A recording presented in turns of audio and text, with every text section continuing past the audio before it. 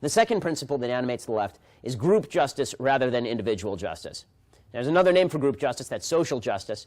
Social justice, you should understand, is actually evil. Social justice, when people say it, it's an actual evil. Because anytime you put a modifier in front of a term that is inherently good, you turn it into a perversion of itself.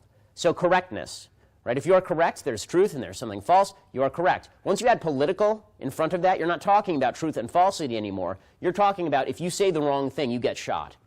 Which is why, by the way, political correctness was a term that was coined by Mao. It was. Political correctness comes straight from the Maoist handbook. And the same thing is true of social justice. Justice is a good. You do something, it's either good or it's bad, and you get what you deserve. That's what justice is. Add social in front of that, and you're inherently saying injustice is better than justice. Because whether you are guilty or whether you are innocent is irrelevant. If you're a member of a group, then you must pay the price for something that you didn't do. Right? Social justice suggests that I, as a supposedly white man, Jews became white people as soon as we became successful in America.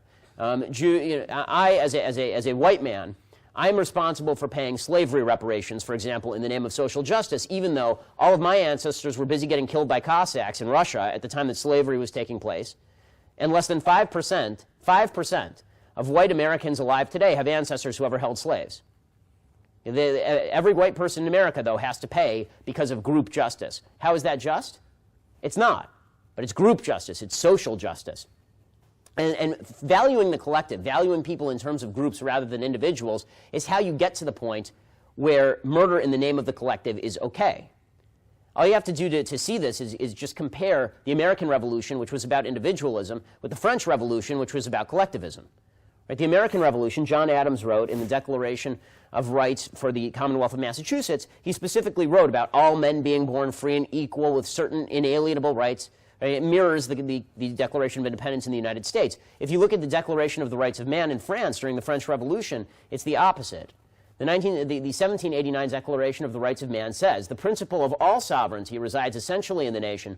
No body nor individual may exercise any authority which does not proceed directly from the nation." It says, "Law is the expression of the general will."